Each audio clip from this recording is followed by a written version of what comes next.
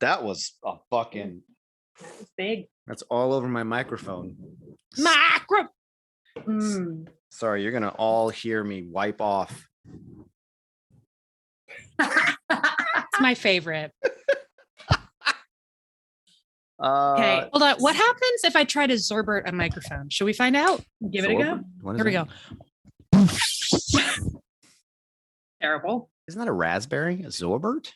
Zorbert when you like blow on somebody's belly like a little baby. What is Zorbert?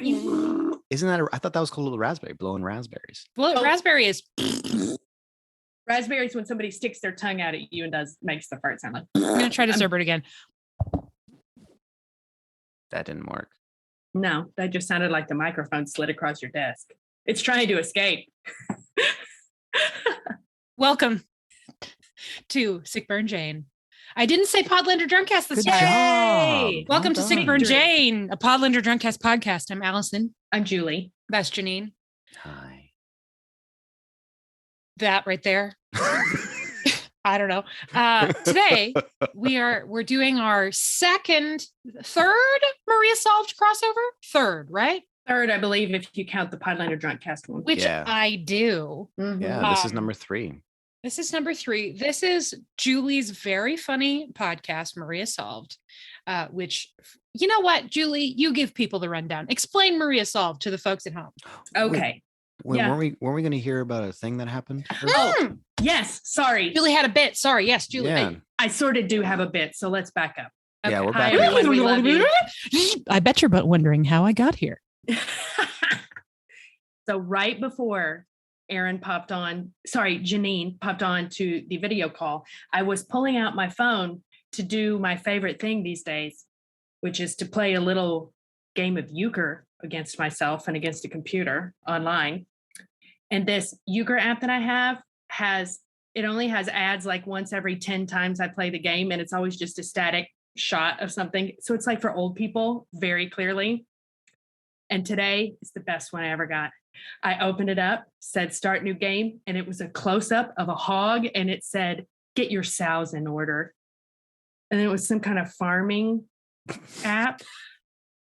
And I'm like, Julie, that is targeted to you specifically. That's like They saw this. you. This person seems to be someone who would buy pig meat directly from a butcher. I think it's more like pig feed or pig medicine, because it felt like it was for a real farmer, like somebody who has lots of sows.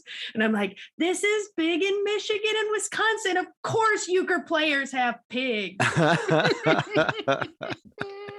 So that like it right when you joined was me looking at the pig like, oh my God. It was maybe it was viral Outlander marketing because it was a white sow. It was a white sow. There you go. They knew. There we go. Okay. Okay. So, Julie, tell the people about Maria Solved. So Maria Solved, if you haven't checked it out yet, is a podcast where the idea came up with a friend of ours, Brooke Allen, and I decided what would happen if somebody who'd never seen a really famous movie tried to tell you exactly what they thought that movie was. And it turns out it's hilarious results almost always. And so started a couple of years ago, been kind of on a hiatus, but they're like 30 something episodes if you've never listened to it. It's Maria Solved, as in how do you solve a problem like Maria? Because Neil has never seen The Sound of Music. So what we're going to do is we're going to make Janine, whatever. Yep. We're going to make Janine solve Emma. So this is Emma Solved. This is great. Some important disclosures. Janine, we'll do our little interview the disclosure will be in the form of a brief interview. Okay. Have you seen Clueless? Yes. How long ago? Oh, last time I saw Clueless was, I'd give it more than 10 years. Good. Okay. Have you seen it more than once? My sister had a hernia surgery, and this is the only movie she watched during that. So, like during that recovery process. So I have seen it more than once in the background. Like it was like a constant thing that was playing in my house for over the course let's get a of sense of exactly how well you know that version of this story. Can you tell me the names of any of the main characters. I couldn't do that with a movie I watched last week. Okay, good. Okay. All right. Like, Have you seen any other screen adaptation of Emma? no. Mm-mm. Now you have started the book. Yeah, but that's like I started the book last winter Mhm. and I got to a point. All I know that was happening, because I wasn't reading it like I was reading it like in 30 minutes at a time, is that Emma was doing some dastardly like matchmaking, and I really didn't understand what the fuck was happening. And I realized that's most of the book. So I don't know Okay. anything really. Great. Mhm. Yeah. Well, let's do this. As a reminder, the reason that we are doing this is that while we've still got Imbibe and Prejudice finale part 2 to come, once we are officially done with volume 1 of Imbibe and Prejudice, we are moving on to Emma, which doesn't have a cutesy drunk name yet, mostly because, I don't know. For a while, we talked about it was going to be Ma, but I All think Ella! Ella! Ella! That's good. So after this, we're gonna start. Ella! Ella! That's it. God, I love us. That's it. I love love. Mhm. And you know who else does? Emma Woodhouse. Rolling with the homies. So to kick it off, as we did with Imbibe and Prejudice, we are going to ask Janine here to explain in detail the plot and overall vibe of Emma and its several cinematic adaptations. So if you're listening, this is not actually Emma. What you're hearing, if you've never read Emma, you are not about to hear an accurate summary of Emma. No. Unless this In is fact, it would be really this is weird like if you did. 3 and sad. chimps at typewriters typing out. Eventually, they get Hamlet. That's the only situation in which this is going to be accurate. God, wouldn't that be exciting? It's a feature, not a bug. Mhm. All right. So, Julie, I'm going to let you take the lead on this, but I want to start with something really specific. Get it. All right. So, who's Aaron? Janine, go ahead and like put on your expert hat. As of right now, we're crossing the veil. You are now an expert on Jane Austen's Emma. Yeah, I've been You ready? reading this stuff for months. Right. So, nonstop. Actually true, though. Yeah. question 1. Hit me. I just can't remember. I know that, as with several of Jane Austen's novels, the first sentence of Emma is very famous, and it opens with her name and then 3 adjectives. But I can't remember a single one of them. So Emma Woodhouse, adjective 1 was what? Smart. Okay. Adjective 2 was what? Dastardly. Okay. And adjective 3 was what? Yeah, quick. Smart, dastardly, and quick. Yep, that's Emma how they Woodhouse, describe. smart, dastardly, and quick. Yeah, that's how they described Emma, which is true throughout the entire book. Oh, okay. I'm really looking forward to telling you about how quick, dastardly, and smart Emma was, given my ability to be as quick and smart in that moment just now. Why'd you leave dastardly off the damn list? I'm not Yeah. dastardly. I'm fucking Eagle Scout. I can't do anything. Jasper, on the other hand. Jasper, on the other hand. Look at that little fucker. Dastardly. Look at that dastardly gentleman. Look at his ruff. Little Oh my right there. God, he's so cute. Okay, Julie, take her away. Okay. So where do we open? What does it look like? What's happening? Well, we open in the garden of Emma's estate. What's the Just name of the estate? The estate is called Woodbridge. Woodbridge Manor. Woodbridge Manor. Woodbridge Manor. Actually, sorry, I got confused because I said Woodbridge, but because I generalized it. It's actually more of an aspen extender. So it's more like yeah, because it was an aspen bridge. Aspen Bridge Is the name of the estate. That's the name of the estate. Yeah. So Emma Woodhouse, smart, dastardly, and quick, lives in Aspen Bridge. Aspen Bridge. The noted manor of Aspen Ridge. And Aspen Ridge is the stately home that on which situates most of the life. And what's the name of her village? The name of her village is Shirehampton. Yeah, Shire Hampton. Shire Hampton. We're going to be That's getting a lot of totally time how in that Shire naming Hampton. convention works. Yeah. Yeah, absolutely. it's not the same as Hampton Inn. It's very different from Hampton Inn. It's Shire Hampton. Okay. Okay. Yeah. Great. This is gonna be great. We open in the garden of Aspen Bridge. I'm sorry, Aspen Bridge or Aspen Ridge? Oh, Bridge, because it's very functional. It's a very functional place. Like, yeah. Aspen Bridge. We open in the beautiful lush gardens. Who's there? Well, she's actually by herself. She's reading a letter, considering a correspondence that she's having with a young suitor, because she's actually he's not so young, but he's not so old. It's kind of a mid-range suitor, and it seems that she's trying to figure out if he likes her, but she certainly doesn't like him, which is all I could really tell from this engagement, right? Because it's very early on in her story. Okay, so she's reading a letter from a potential suitor who's somewhere in middle age. Somewhere in middle age. He gets a thumbs down from her. She would be swiping left. Well, so she would swipe left on this suitor for herself, but that's not really her game. She's actually considering, like, is he a good match for somebody else? Okay. But the letter is very confusing because he's obviously interested in Emma Woodhouse. So it's very like there's already some dastardliness things happening here. And what is this gentleman's name? Oh, his name is Mr. Redman. Mr. Redman. Mr. Redman. Yeah, Mr. Redman. Mr. Redman. Is there anything in particular that sparked her interest in matchmaking? Any sort of like event or occurrence in her life that made her think, you know what I'm good at? Hooking people up.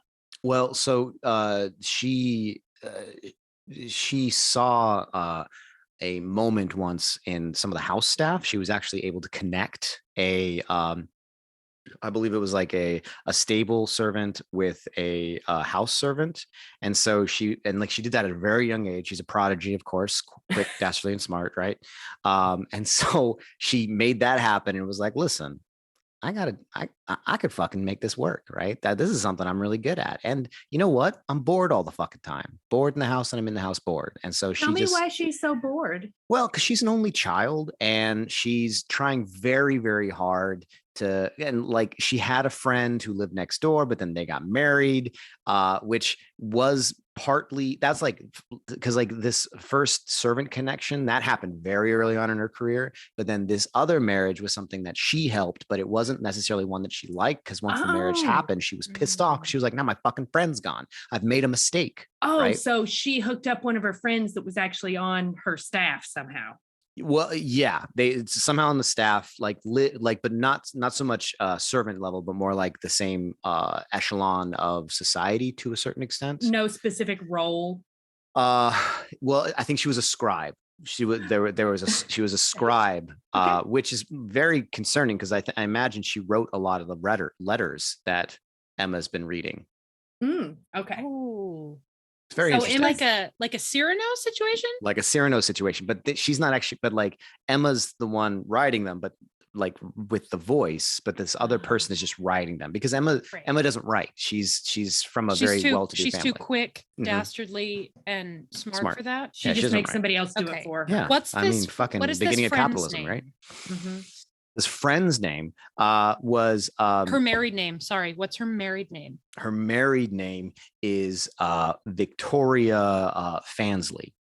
Fansley. Mrs. Fansley. Great. Mrs. Fansley. And did she move far away, or is she still in the neighborhood of Aspen Bridge? Aspen Bridge is the house. Hamptonshire. Shire Hampton. No, I know this is why Emma's very hard to read, because it's very confusing. Nothing makes sense. So she actually lives in the town over, which is Hampton Inn. So that's why we had to make a very clever understanding that these are two different places, right? Okay. And yeah. Is the Hampton Inn known on the continent for its breakfast? No, but it is very well known. You might say that it has a continental breakfast. Well, Just but pastries and juice. they do have a very continental kind of marketplace where they sell pigs and bacon and sometimes blankets. So is it So a place where you could perchance get your sows in order? potentially, and maybe Great. find a way to be better. Wow. You maybe find a way to hold on, to be better. Yeah. I'm glad you found that book. I did. It was in my pile of author copies. Listener, if this doesn't make it onto Instagram as like a little video clip or something, you have no idea what just happened. So Janine informed me recently that while I did in the course of a crowdcast at some point, tipsily autograph my book for Janine. My book, How TV Can Make You Smarter, published by Chronicle Books, available wherever your fine books are sold. You're fancy. Order early for the holidays. Yes. I then apparently drunkenly put it back in my pack of author copies, and it just sat there. So I found it. He informed me of that, and so I found it the other day, and it says, there's a blanket that says "Be better," which is a callback from to the The last Pride and Prejudice. the Pride and solve it. Prejudice solve, the PP solve. PP solve. PP Yeah, solved. when I solved PPs. Okay. Which, that was So a you lot. can buy, you can tend to your sows and buy a Be Better blanket. But Yeah. that's at Hampton Inn. But that's at Hampton Inn. That's not what Shirehampton's known for. What's Shirehampton known for? Shirehampton's known for they're kind of at odds because they sell not so much livestock because they're higher up on the echelon than Hampton Inn is. So they sell horse flesh, right? They sell horses. Trading in horses. Yeah, trading in horses and turnips, which is a very odd choice, but it's very specific. They sell the best turnips in the land. You know what? Coincidentally, I ate a delicious turnip this evening, and it was the best. Really? I wonder if I love a turnip. Grown. I also in love a Shirehampton. parsnip. Parsnips. We need to eat more parsnips. Agreed. They're very good. Okay, so we left Emma sitting on the bench in the garden, looking over her letter from Mr. Redmond. Mr. Redmond. Mm-hmm. And Question. shaking her head like Yeah. She's preparing to swipe left, but also scheming. Yes. Does she live with anyone currently? Presumably she has a coterie of servants, but in addition to her servants, is there anyone else in her house? Yeah, she lives with her father. Okay. What's he like? He's really gregarious. I think she's tried to get him married at some point because he's actually a widower, pardon me. Mm-hmm. And so she's tried to actually matchmake him. Trouble is he's a little old, a little portly, and as much as she loves her dad, she's like, I don't got a lot to work with. So she it just hasn't worked as well. Don't have a lot to work with except this vast fortune. Yeah, well, vast fortune. She's like, that does a lot, Mm-hmm. and that can work really well. But I think she wants her dad to marry for love, right? Okay. So she doesn't have that opinion about most things, but like in this scenario, Okay. she wants her dad to marry for love. So does she have any thoughts about matrimony for herself? Is that something she's looking for down the road? Is she planning to stick with her father, or is she casting an eye for a comely lad with a fine fortune and a knack for evaluating horse flesh And an enormous wiener. Yeah. Well, and here's some weak semen? Mm-hmm. So the thing is, Emma, she's a matchmaker in Regency time. She gets it. She knows that she's only got so much time, right? Like eventually she's going to be inherit her dad's fortune because she's an only child. And so that's all going to happen. But she knows she's going to have to figure out this at some point. So really what she's on the look for are all those things in a suitor, but someone she can manipulate and someone that she can control the house on, right? Because she's the fucking master of her own domain. She doesn't want to be fucking bossed around by some dickhole. So she's really keeping an eye out for the right mix of, big dick energy, money, good looks, but not the brightest crown in the box. So she's looking for a Mr. Bingley. She's looking for a Mr. Bingley, right? Okay. She wants a sexy golden retriever. She wants a sexy golden retriever with money, with a huge wang. With a huge wang. Yes. And 4,000 a year. Okay. So she knows she has to get married, is not really excited about it though, because frankly, she's pretty set She knows what's up. She's good. And she's like, looking at this letter from Mr. Redmond. Does she start thinking of anyone? Yes. So she's actually made a friend who lives in Shirehampton, not Hampton Inn, because she learned her lesson. She's not going to send somebody to another town. That was her friend she lost, So it's another a younger girl. I think she's younger than Emma. And she's trying to set her up with this middle-aged man, Mr. Redmond. And I think the challenge that she's finding though is that this other girl, her name, we should call her, she's a girl, barely a woman kind of thing. Her name is Ashley Blue Ladder. Okay. Of course. Yes. Of the famous Blue Ladder clan. Of the famous Blue Ladder clan. Where is she in the social stratosphere? Is she ranked pretty evenly with Emma, or is she higher, lower? She's a little lower than Emma, which is actually why she thinks that she can get her matched up with Mr. Redmond, because Mr. Redmond is actually on par with where Emma's at. And so because this younger Ashley Blue Ladder is, she is of a lower station. But she's still a catch, young, pretty, charming, all that stuff. Okay. All that stuff. Because we're in Regency, and this is what we do. Does Mr. Redmond have does he have a job? A job? Like, does he have it, or is he landed gentry, or is he? No, he has a job. He has a job. He actually owns where most of the horse flesh comes from. Okay, so he's loaded. He's loaded, right? But like he still works for the Woodhouses, because they're the landed gentry of the area. But yeah. Does Emma have any other significant people in her life? Well, let me ask this. If Mr. Redmond is not the love interest. No. This is a Jane Austen novel, so she must have a love interest of some kind. Do you have any idea who it is? I don't want to spoil the ending, but Yeah. Well, so her love interest is actually this person she's known for a very long time. His profession is he sells horses on the road. So he's not a traveling salesman. He's a traveling salesman in Regency times, selling the wares of horse flesh, but he's actually done quite well for himself. He does come from a very good family as well. So he also has he has I don't know exactly the number, but what's not a dowry, but he has a thing a year. He has like income in Regency time is so fucking weird. Anyway, so he's well off, but he comes back into town every now and then. And he at the start, his name is Byron Orangetop. Byron Orangetop is the love interest in Jane Austen's Emma. Byron Orangetop. Is Emma actively in love with him? Does she? No. What is her view on him? No. On Byron Orangetop. Her view on him is one, what a weird fucking name. She's like, am I going to be Mr. Orangetop? My children cannot be named Orangetop. Absolutely not. Like, that is a legit thing she's talking about. I mean, she's also saying that about Mr. Redmond. Like, she has a thing for colors. She's like, fuck that. I don't want to deal with colors. I shall be single forever, for no child of my loins shall bear a name with a color in it. Yeah, she's very weird about this. But the other part too is that he's too smart, right? Like, she wants someone with that big dick energy who's like very well off, but also a little bit dumb.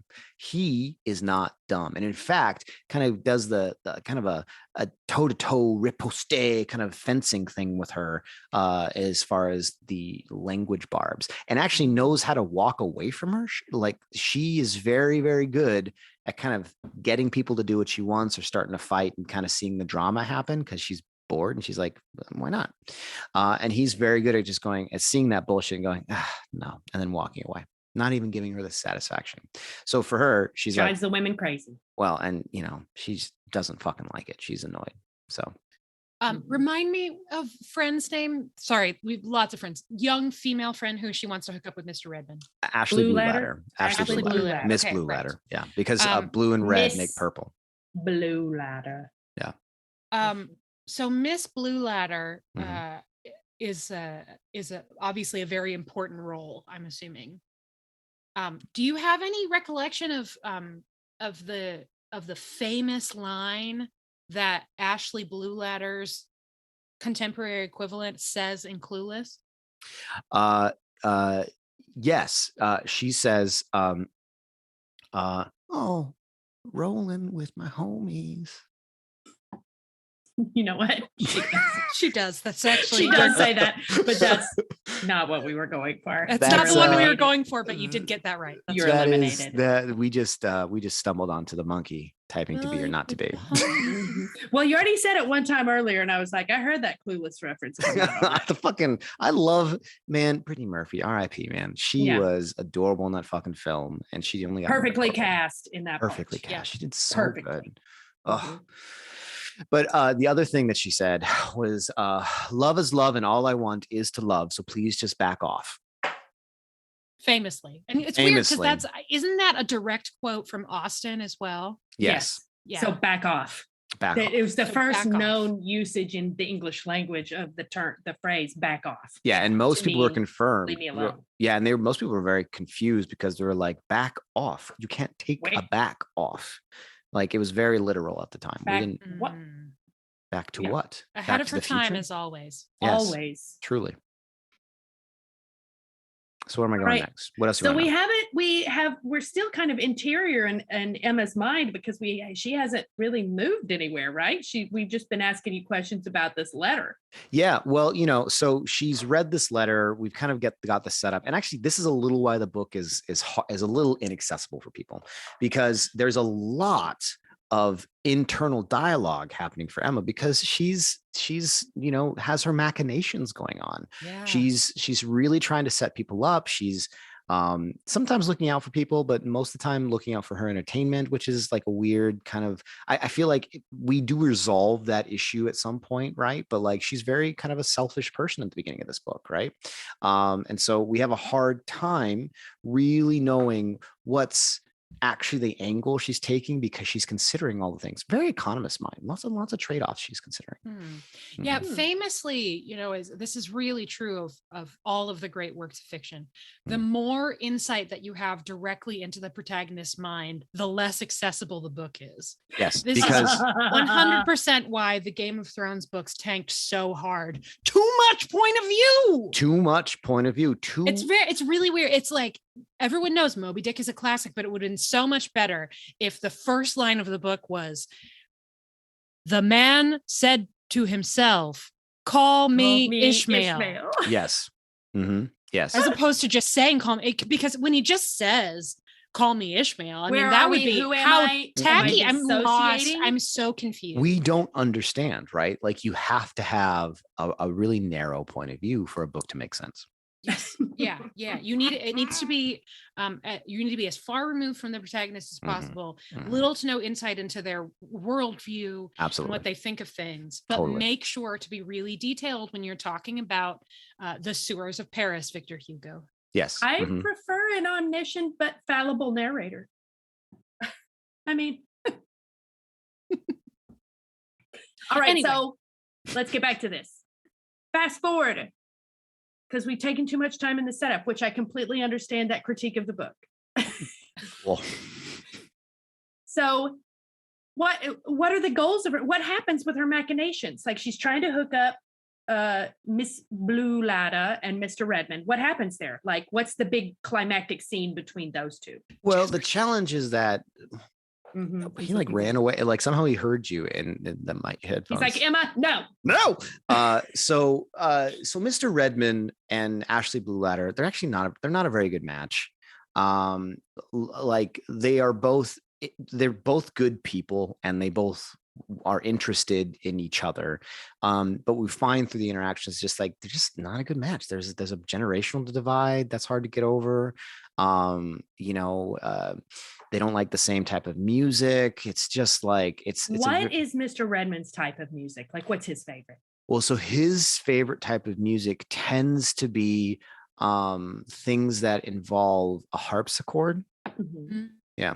Where Ashley Blueladder's type of music is much more visceral, right? House, right? Yeah, totally. Dubstep, house music. So like parlor music versus house music. Yeah, totally. Parlor versus house music. You nail it on the head. Somebody get those crazy kids a remix. so they just don't see eye to eye. They don't see eye to eye, and it causes a lot of friction because they're confused because Emma's pushing them both so hard to be interested in each other. So Ashley Blue Ladder actually has a younger, more appropriate match that is still above her station, like would still elevate her and all this stuff, but like it isn't the thing that Emma thought was good necessarily. And then Mr. Redmond, he was interested in Emma because he's like a businessman, right? Like he's not a businessman. He's a businessman. He is a business. Let him handle his business. Yeah. I mean, he sells horse flesh. Like that's his by thing. The seashore. Yeah. I've been waiting for that joke for like 5 minutes. So and he's also like, he's at a point in his life where he's like, I don't know. I don't need a wife. I'm fine. And so that like he was kind of like, I don't know, I'm okay. And Ashley Blue Ladder was like, I don't know, I don't think this is the great thing. But Emma was pushing it so hard. So the main climax between this relationship is Miss Blue Ladder and Mr. Redmond coming to actually talk to each other and realizing that, yeah, we're just not the right fit. And then Emma kind of realizing that, she wasted a lot of their time trying to make this thing happen. So she learned something. She learned a little bit of something, right? Didn't take her completely off of her desires to matchmake, right? But she starts to, there's a crack in the wall, right? Of like, maybe this isn't the best thing. I shouldn't maybe do this. Maybe. Speaking of crack in the wall, how does the guy get in there? The Byron Orange Top. Yes. Yeah. Well, so he's kind of in and out of this because he obviously sells horse flesh. He actually has. He's on the road. He's on the road. Traveling salesman. Yeah, traveling salesman of sorts, and the Willie Loman of horse flesh. Yeah, and so they. I'm not quick enough like Emma to make a death of the salesman joke. I'm disappointed in myself. That's okay. It's not funny. Yeah. Dustin Hoffman. There you go. So he's in and out a lot. But the thing that's interesting about the in and out portion of his stories, like when he's there, is that he's in and out a lot, right? And then he's in and he spends time in the story. Then he gets out and really enjoys kind of like the outer realm here, right? But he then gets back in and he enjoys his time in there, and then he comes back out and then takes his time out. And so in and out and in and out. Yeah, it's very. How in does he go though? That's what I want to know. How into the story does he go? Like full all the way into the story, like right up to the hilt into the story, or like just the tip of the story? No, he's never teasing with the tip of the story, right? Like he really gets in there deep, right? He's like elbow deep. He's elbow deep, and in fact, like he even goes as far to put his back into it, like he really is engaged with Emma as a person, and the growth of her personhood into whom she's going to be. And he has a vested interest in her finding the right partner for her, right? It's not just about matchmaking, about connecting houses, right? It's much more about the nitty gritty of love. And this guy is someone who likes to come into the story and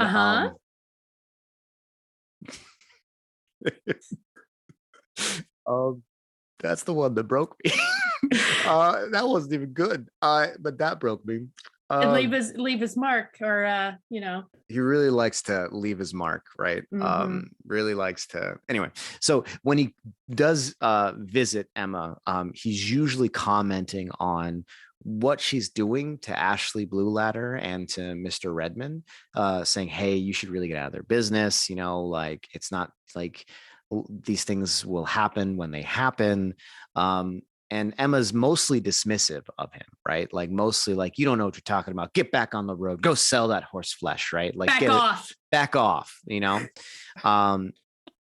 But about the time where Ashley Blue Ladder and Mr. Redmond's relationship starts to fall apart, this is when Byron Orange Top really kind of sets the tone, because underneath all of this, I don't know if it's very apparent, but this is where we get a little bit more insight that we were hoping for. That's not too much, but just enough of not having insight, where he says that, you know, I don't have to come back to Shirehampton. I come back to see you. Oh, Like, I don't need to come back to this place. And you're focused so much on these two people who don't care about this relationship, about that growing. And you aren't even looking at the thing right in front of you. Damn. So I have a question about the matchmaking. Sure.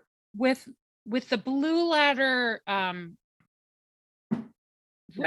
Redmond, sorry, Orange Top, Blue Ladder, Redmond. With the Redmond, Blue Ladder potential pairing, do they both realize that Emma is setting them up? Are they both in on it? Redmond gets it, because Redmond is like, part of the reason that Emma wasn't into Redmond is that he's not a dumb dude. He's actually quite smart. And I keep forgetting that she likes him stupid. You guys hear Jasper in the background? Yeah, I did hear a little yeah. He's saying, back off. He's saying, come over to the cat across the way. Oh my God, he has a friend. He does have a friend. Oh, that's adorable. That's very cute. Where was I? So did they know? So Mr. Redmond isn't a dummy. And so Mr. Redmond, he gets it. He understands what's going on. Ashley Blue Letter also isn't a dummy, but she's got a lot more emotional intelligence. And so she can feel the fact that it doesn't feel like a genuine friendship that Emma's offering. And so between those two, you know, Ashley's trying hard to, in good faith, you know, approach Mr. Redmond, but she's much more interested in this other guy. And Mr. Redmond can see that, because he's no dummy. And so he kind of motivates the energy in a different direction. So that doesn't work out. What does Mr. Redmond do after that?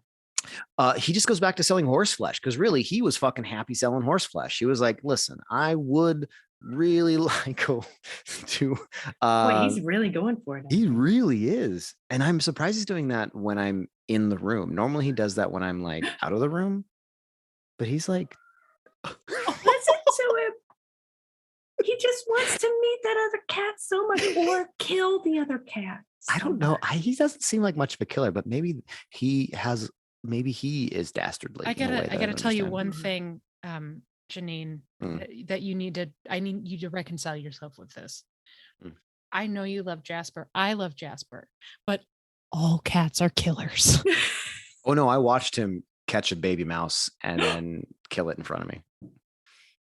He's good at it. My godson, I'm so proud. Yeah, the first test has been passed. In the other apartment, not this apartment. This apartment we don't have mice, but he likes to play with bugs. Anyway, so Redmond out. Redmond out. Ashley Blue Ladder is now, you know, it's fine. She's moved on to her actual love. Single and ready to mingle with this other gentleman. Yeah, but the thing is, Emma doesn't want that to happen, which is it's like a little bit like, yo, come on. Love is love, and let me love, and back off, right? Like that's that's Brittany Murphy famously said in Clueless. Yeah, famously. And what Ashley Blue Ladder eventually says, because she catches up, right? She gets it. Like, why are you getting in my way? So that was Brittany Murphy's line. Ashley Blue Ladder's line, which inspired that love, was that line was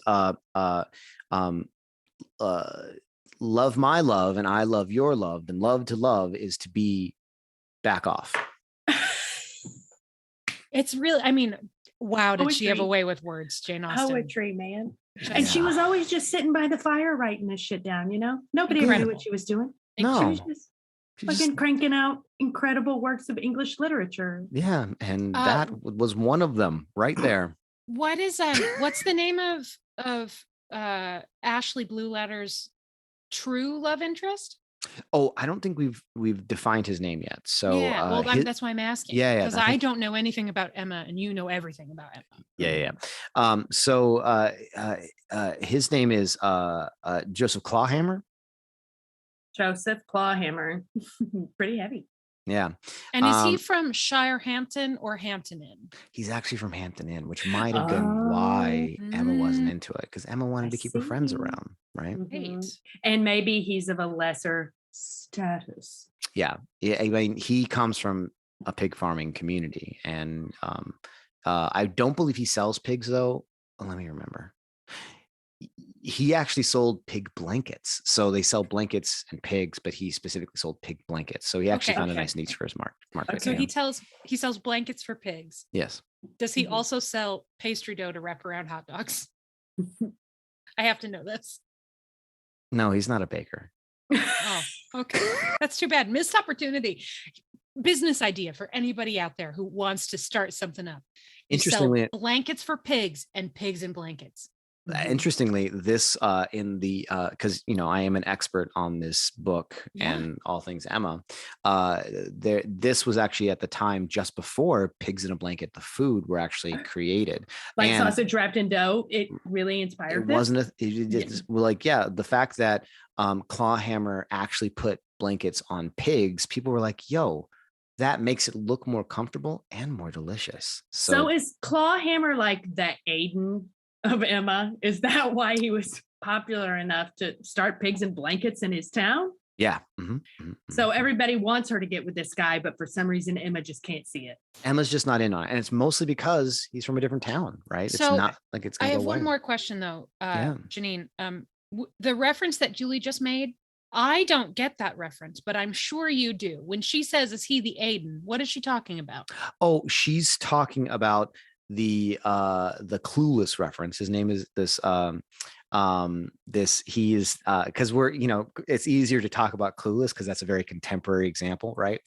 So Aiden is the guy that takes care of Brittany Murphy when she hits her head on that lamp on the counter, and then teaches her rolling with the homies. And he's a very popular dude. Everyone likes him.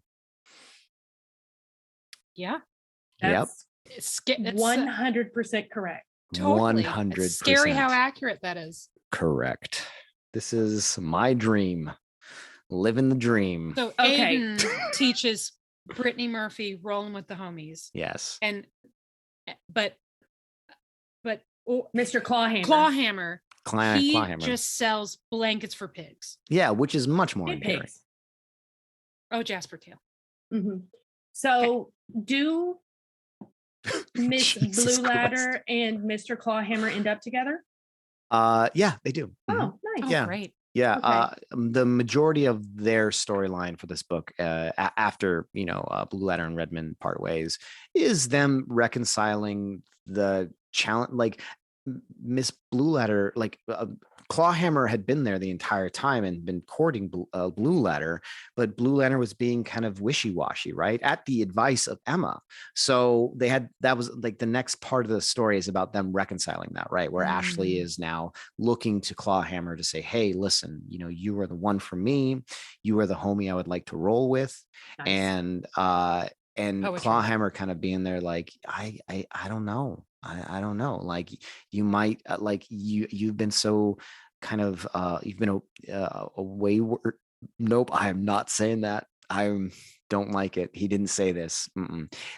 He implied he made a lot of sow jokes, and he implied that you might be a wayward sow, but he never said that because that would be very offensive. He didn't do that. Clawhammer. Clawhammer that doesn't have a way with words. Let's say that. Okay. I Okay. really resonate with Clawhammer. Plus, his feelings are probably pretty hurt. Yeah, I Yeah, mean, he's understandable. He's been trying, but Mhm. so that's what the majority of the story is after that point. For But them. they So- do end up together. They do end up together. Right. Mhm. So I know me, a person who has never read Emma or seen any of its film adaptations, I still am absolutely. somehow aware that the story is affected pretty strongly by two people who come to town, Mhm. come to Shirehampton? Shirehampton. Yeah. Who are those people? So they're actually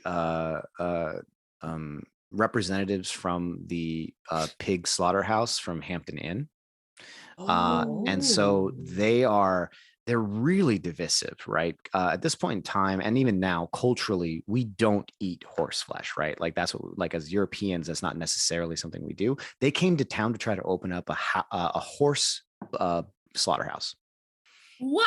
They were trying to start a whole new market. They were like, listen, horse is good. And so, one, they were like, Shire Hampton was up in arms about this because they were like, and not just Shire Hampton, because then that was also showing like a bad side to Hampton Inn. So Hampton Inn wasn't even in on it. Like these people were devious and real outsiders, right? Possibly even aliens, if we really want to just take a real inside look. Because I mean, who eats horses, right? In this time period, we feel like it's so outside, right? But other cultures do this. It's just about and it's meat. There's a whole commentary around meat and like how do we process, like what do we eat and whatnot. But yeah, I mean, Emma is famously a book about consumption and vegetarianism. I mean, it's a precursor to The Jungle as far as like conditions in in meat packing houses go and slaughterhouses, right? A huge, so we get huge part of the Regency. We get some real like intense looks inside the pig slaughterhouses here in Emma. Well, not intense, but enough to know that we should get one, which is why The Jungle was eventually written, right? Because of things that paved the way, like Jane Austen with Emma, Oh, right. Yeah. Yeah, I think I took a course in that. So how do that outsiders get rebuffed? Like, how does that plot point wrap up? They're basically trying to create this new market. They're bringing it to Shire Hampton. And Emma's dad, Mr. Woodhouse, he actually is kind of the one bringing up how this is going to be really bad for the town and we shouldn't do this. But he was also trying to maintain business relationships, right? Like understanding that this is a connection to Hampton Inn. And at this point in the story, we actually don't know that Hampton Inn isn't down with this. So these two people are actually misrepresenting Hampton Inn's desires. Okay. And so Shire Hampton, and since Mr. Woodhouse is the representative for Shire Hampton, trying to maintain these relationships. And what really ended up happening was Emma, in the process of being around her father and hearing these two people talk about their plans, because Emma's very observant because she's super quick, super dastardly, super smart, right? So she understands one, subtext between relationships, but also what's said between the lines. And so she started to get the vibe that Hampton Inn didn't support these two people, right? And so the real break in this relationship was when these two people suddenly showed their cards to say that they were actually moving to town, not for this horseflesh business. They actually realized it wasn't going to be good. They actually were moving into this town to try and start up their own matchmaking service. Muscling in on her territory. And because these were two men, and like they were basically walking in with this fucking patriotic bullshit saying, hey, we can own this market, we're going to make this work. And Emma was like, well, fuck you. And she exposed them to her father and the rest of Shire Hampton, and simultaneously actually improved the relationships between Shire Hampton and Hampton Inn, because these two people were found out to be frauds. Wow. Yeah, it was a lot. And is this what brings old Orange Top around? Yeah, because Orange Top was actually so he was confused because he goes between these two towns and he didn't understand what was going on. But when he saw Emma take it upon herself to really well, one, expose these two people, but also do it for the betterment of a community beyond herself. Granted, he gave her some hardcore shit. He was like, listen, I know it's because you just want to keep being a matchmaker, right? You didn't want these two people. But like, she had grown beyond just wanting to be a matchmaker, just wanting to, meddle in other people's lives. She had grown to be a community leader and someone who seemed to care. And that's where Orange Top comes in and says, I appreciate that. And yeah, they And did they hook up or? Yeah, they hook up. Okay. So They hook up. They hook up in a great way. So here's actually the scene. Oh yes, please tell me. Yeah. Yes. So the scene is so in Shirehampton, the way the town is organized is you have Aspen Bridge is kind of on this is near a ridge. It is a missed opportunity to not call it Aspen Bridge, but whatever, because there actually isn't a bridge to get to it. It's very weird.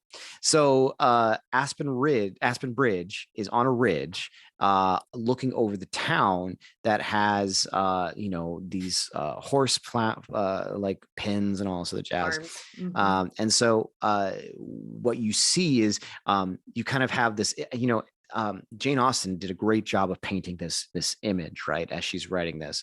So the sun is setting behind Aspen Bridge on the ridge as Emma walks down the path, and you see the light hit her hair, and Byron Orange Top rides up the path, up the ridge to see her, and you see him bouncing, riding in the sun with his he has dark hair that's long that goes to just beneath his ears, and the light is lighting it up, and as he approaches Emma, he dismounts the horse that again keeps running and self-parks itself. There's a word for it, but I don't know exactly, but it's like an automated car almost. Self-parks itself, and as he lands on the ground, he takes her in his arms and says, I see you and you see me, and I'm so glad to be here.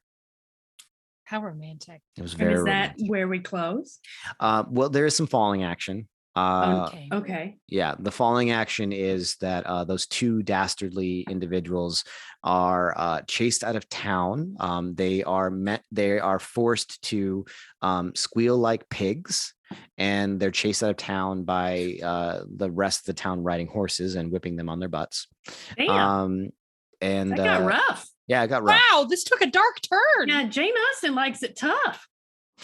And then what was very coded at the time, right? But it like we can see that there is a knowledge of more than just the heteronormative perspective of relationships that comes through Jane Austen's writings, where as that's happening and the town is chasing those two people out, Emma turns to Byron and says, I have some reins as well.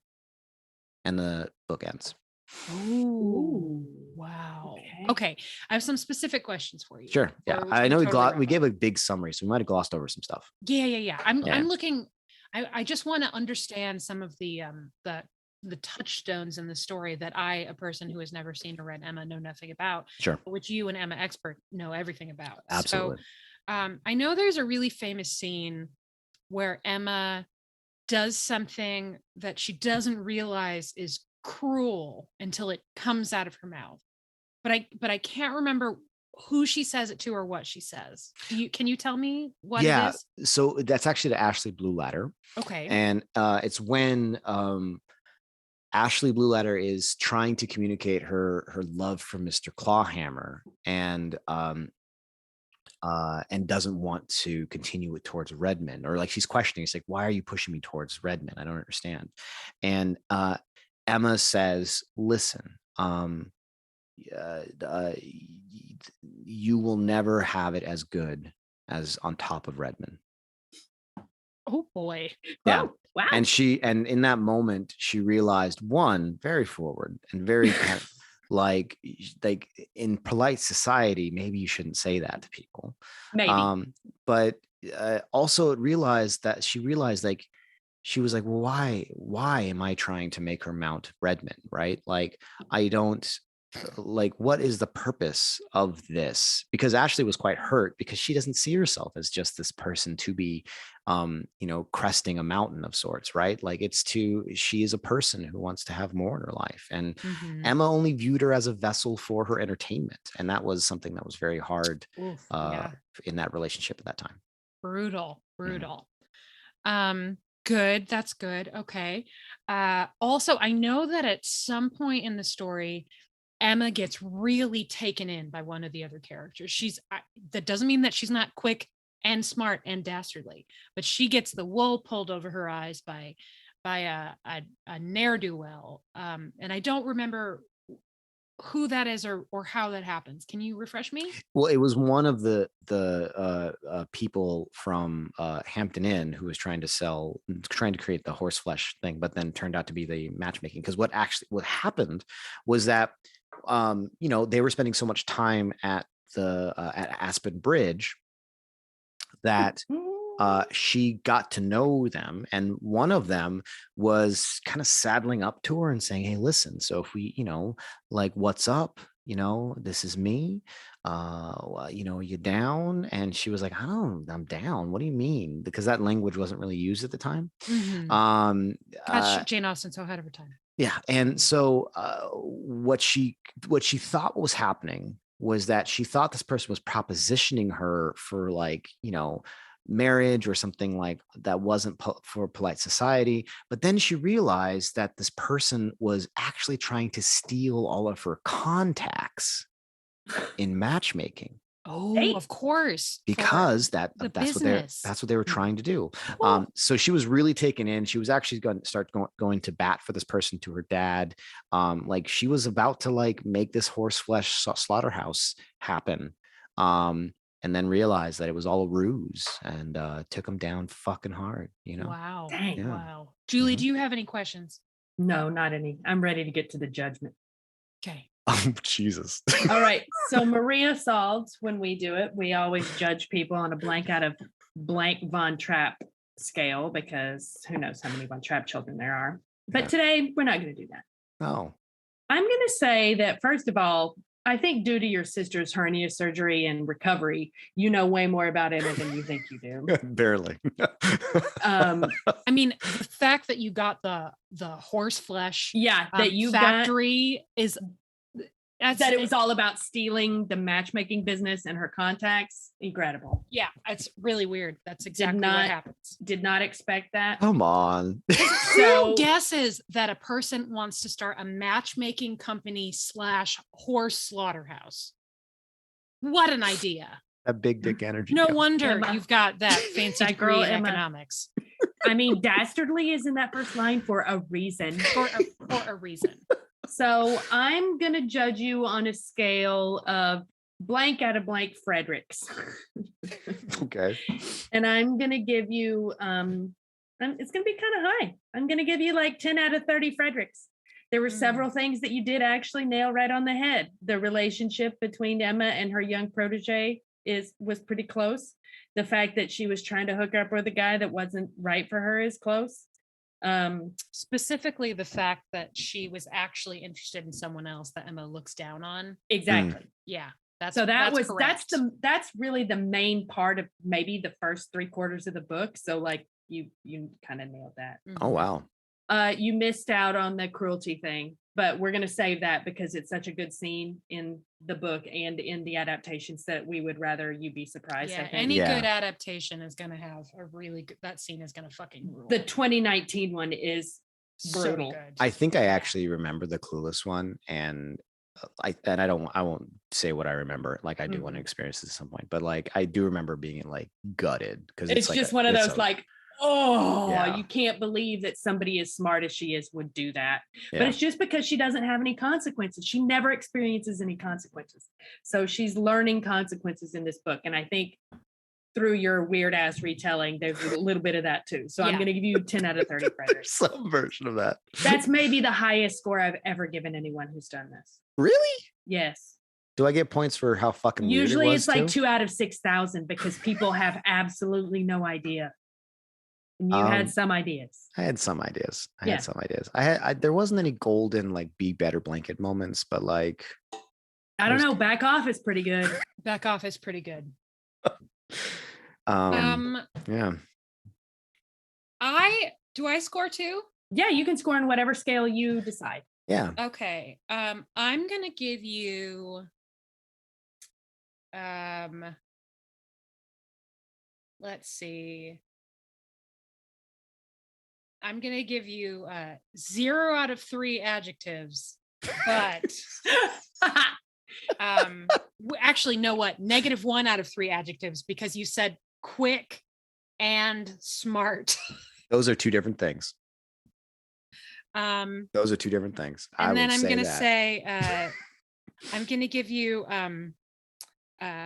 5 out of 20 Jeremy Sistos for nailing some of the Harriet Smith / Ty / Ashley Blue Ladder storyline, but completely missing out on Jane and Frank Churchill, and not quite capitalizing on the golden butthole. I mean, there are a lot of buttholes in the story. Emma is obviously chief butthole in the story. Yeah. But who's the other butthole? You'll meet them. You'll meet them. Cool. The person that Emma wants to hook Ashley Blue Letter up with is a butthole, and then a he funny marries he marries a true butthole. Butthole. Yeah. So like almost Mrs. Bennett level butthole. He doesn't just resign himself to saying, "Oh well." No. He had monetary goals in mind. Yeah. Which is why he was excited that he thought Emma was coming on to him, which you also pegged, right? Yeah. Oh my God. How'd I do with Orange Top? Yeah. Pretty Not good even close. No, Julie, come on. These two reactions are so good. He does kind of come in and go out of the story like that, though. That's real. Yes, because sometimes he's gone and then he shows back up at the manor. There's the one time he's around all the time because he loves her. But there is the one time when he thinks that she's gonna get together with the person she's gonna get together with, where he hightails it to London because his heart hurts too much. There's that. He's a great romantic character, but you know what he did get right was the talking, the barbing, the kind of like poking at each other. You the did smart get that right. thing. Mm-hmm. Yes. Mm-hmm. Yeah. Is it you got some of it? This took some weird turns. Oh, by the way, the one that I thought for sure you were going to get like one slam dunk. I cannot believe that when asked directly to name the famous Ashley Blue Ladder line from Clueless, you went with "Rollin' with the Homies," which is a good. You're a virgin who can't drive was right there. Can't drive. You're a virgin. Yeah, but dude, I fell in love with the "Rolling with the Homies" moment. So that's my line. That's my line. Yeah. Yeah, I can hear it. All right, good job though, dude. You kind of did it. Kind of nailed it. I like that this is a part of this process. It's weird. Funny for people and it gets people primed because most of the people who would listen to this podcast anyway have probably already read Emma or definitely seen at least one of the adaptations. Yeah. So it always works better when the listener is somebody who's more familiar with the story, and listening to your gymnastics trying to figure it out is the funny part. You know what? Before I read our list of patrons, let's close with this. We are going to start with the 1996 Emma, which you have not seen, correct? Yeah, no. I haven't seen any of them. And that's the Gwyneth one, right? Yes. Well, okay. You just gave it away, but yes. But I mean, one. You already said that's kind of famous, and we've talked about it before. Okay. Yeah. Other than Gwyneth Paltrow, can you name just tell me anyone else who's in that? No, absolutely not. Not you, Julie. Janine. Tell me. Kenneth Branagh. Great. Famously appears in that Emma. Who does he play? He plays Mr. Woodhouse. Yes, of course. Because he's quite old in that by that point. Yeah, also, Keanu Reeves is in it. Ooh. Yeah. Do love we getting this mixed up with Much Ado About Nothing? Yes. Wahaha. Wahaha. Wahaha. I love Keanu so much, guys. But that Much Ado. Woo! All right. We watched that Anyway, in my high school English class. That's what we did. Apologies. Hey. The only thing that's really good about That Much Ado About Nothing is fucking Michael Keaton as Dogberry. that is not true. There are other good things. First of all, how dare Emma you say Thompson. that? Emma Thompson Our friend Dame Emma, please come on our show. will eat his heart in the marketplace. That scene Right. fucking rules.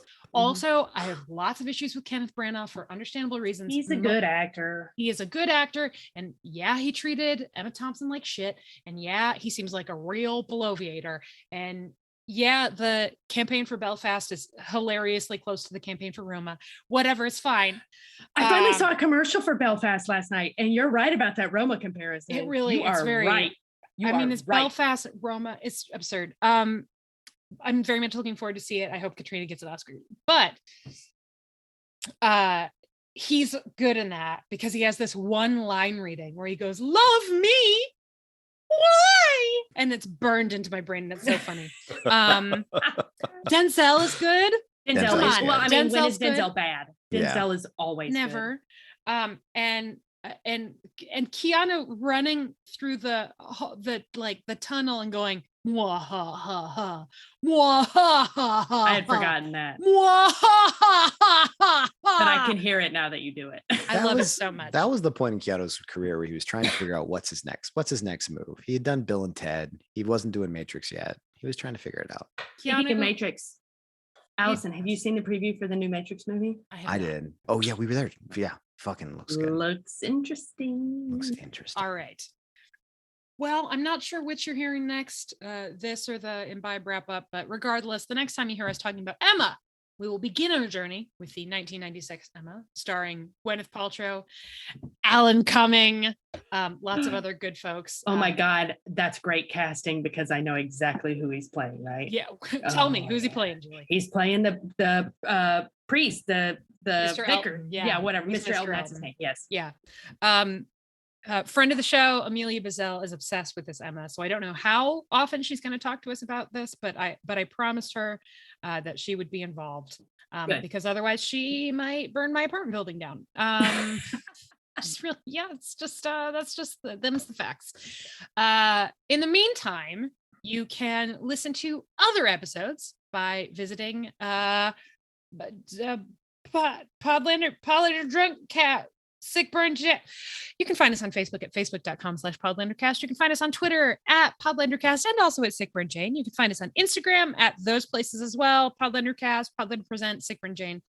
You can also find us on Patreon where you can support the show, which is so great and important and makes it possible for us to do dumb shit like this. You can also get bonus episodes, early access, Slack, etc. We want to thank all of our patrons who make it possible for us to do this dumb shit, but we especially want to thank the following wonderful folks. And I sort of wish that I could just give you all color last names, but it would take too long. Just Bree Blue Letter, Catspaw 156 Orange Top, Good. Maddie Perkins Green Shoes, Snazzy Nash Don't do it.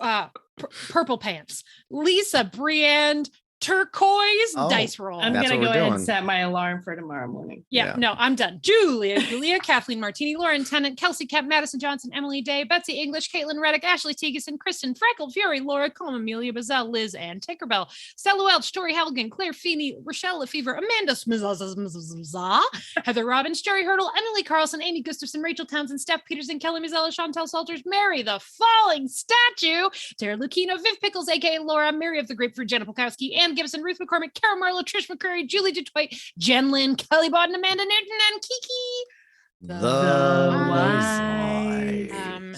Thank you all so much for allowing us to be idiots in front of microphones.